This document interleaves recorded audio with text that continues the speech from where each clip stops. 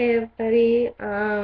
I realized that today is my second channel anniversary. My first video was on July 16, 2010. So that's 2 years I'm here. I know I don't have many videos. I think overall I have something like 30 something. I have some that are hidden that are for specific people that they need the link to see. But a lot of things happened in the last 2 years. Um, I remember when I joined with my first video, it was a video response for a Moonlit Opal. Back then, I was deep, deep, deep into Second Life, a virtual program online. Um, I wasn't going much outside, uh, except going to the Coven house. Um, it was pretty much that. I was home all day, playing on the computer, uh, making poses in Second Life. It was my fun, doing poses, being a virtual model, which I love. Um, I I discovered the community, Wicked Gem, Moonlit Opal, uh, Charming Pixie Flora. They were pretty much the first ones that I saw and that I followed. Then there was other channels that I started to watch. Um, when I look back 2 years ago, um, I've learned a lot, like in life, um, on myself, uh, in my beliefs, in my knowledge. I've learned a lot. Um, Now, 2 years later, I finally have a job. Um, I started to work in mid-June, so it's about a month now. I was over 3 years, I think, 3, 4 years without a job. Over a year ago, I was working at a food bank doing food for the kids that didn't have enough money to eat in school, but it was kind of part of the program for people on welfare, to get knowledge and, if possible, get a chance to get enough experience to find a job within that range. So it was really great. That was a great experience. Um, Not only that I learned to cook much more things than I knew before, but the experience of making food for kids that they can't eat well at home. I was pretty poor when I was in school as a kid and teenager, but I had like a peanut butter sandwich every day with a pudding and a little juice. But at least it was that. I had that to eat like every day in school.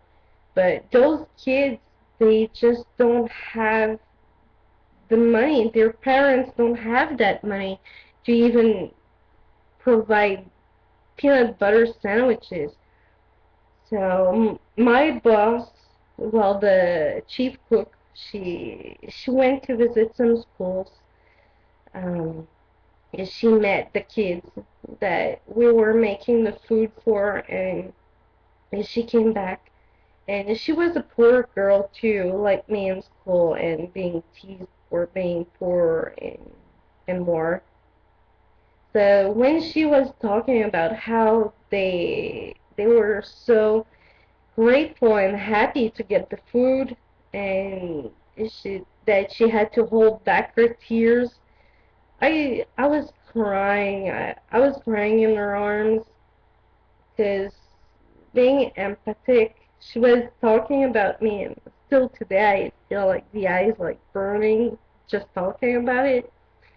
And so, yeah, I was in her arms crying, crying, and I could feel through the words that she was saying and how she was describing the kids.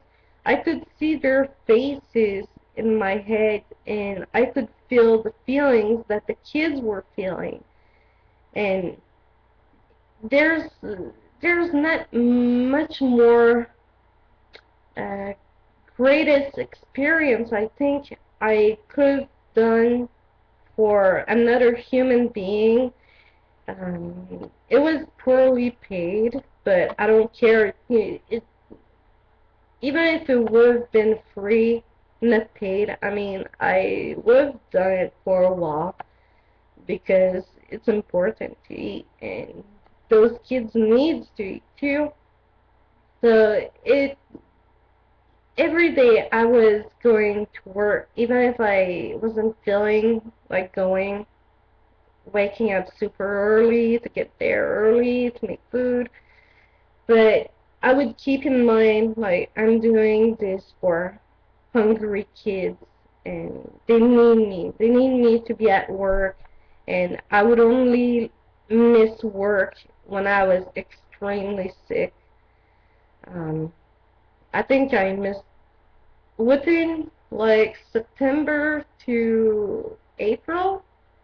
I think I missed like one time plus the month that I had off because I had a surgery done that I couldn't lift anything and I had to stay in bed and stuff.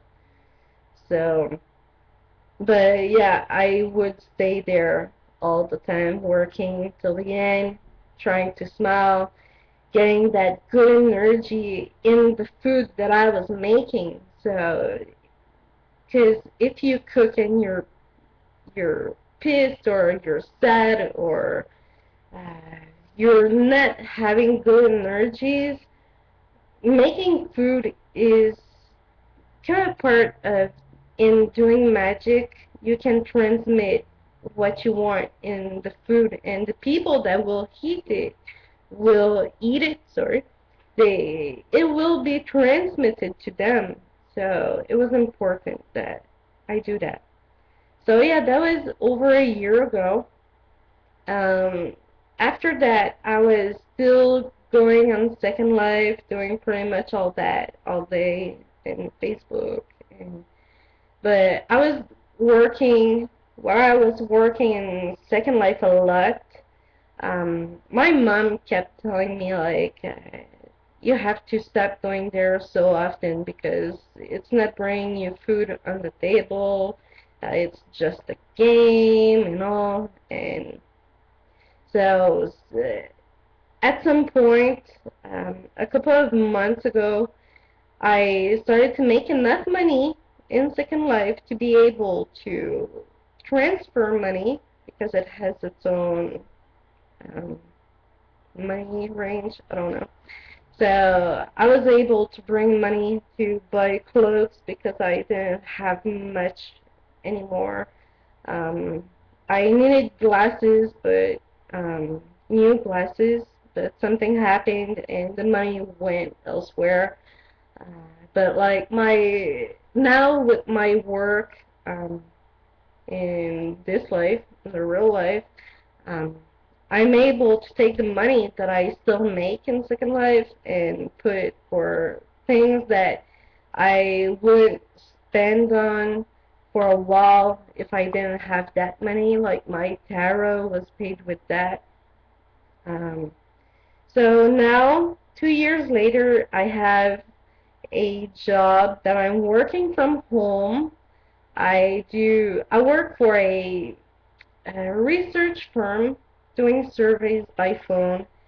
I do that all day. Um, there's days that are really fun, uh, that the people answers and they are joyful, they're laughing, but there's days also that uh, it's it's so hard. It's like you do your first 3 hours if they went bad, like nobody wants to answer, everybody's mean, they don't want to be disturbed, um they get really mean at you. It's like you don't want to finish your day, but you don't have choice to. And I got like so unlucky. It's it's incredible. I had my job like about a month ago. I had my training on the Thursday. I start working on the Monday. The Monday I work, I do 5 hours. The Tuesday I get super sick. I work 1 hour. I had to stop. I don't remember how it's called in English, but anyway, I was super sick. And the second day, I was unable to either, and it was like a heat wave here again. So it was making it even more difficult to breathe and to feel better. So they told me to go at the hospital. I got the paper for until the Thursday, but the judge said, okay, we're gonna give you the Friday too. If you feel better, just call us and we'll put you on the schedule again for the Friday. So my first week didn't do many hours, and I was feeling sad because when you just start a new job to get sick right away, it's not really a good omen. The second week went really well. I did all my hours. Then the third week, I worked the Monday. Then the Tuesday I had taken a day off to go at the hospital because I was having issues with fingers, like those two fingers. They're numb for like since over a month ago. So I wanted to get it checked. So I go at the hospital to do that. Then uh, the Wednesday, the second day, I work 1 hour or no, 3 hours. I worked 3 hours, then I couldn't breathe. I was like having so much issues breathing. I was thinking I was going to pass out, and so I talked to the bus, my boss on the chat from work, and they said go to the hospital. So I go at the hospital. They run some tests.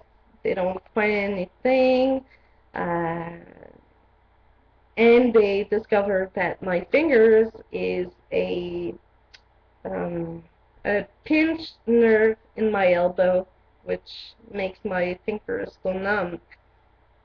So anyway, I spent like hours there for a second day in a row. So Thursday, I can't work either. I can't breathe. I'm still panicking because I can't breathe at all. Like, well, I was feeling like I had one lung instead of two. So I'm stuck going back at the hospital because my paper for work didn't say that I would have another day off.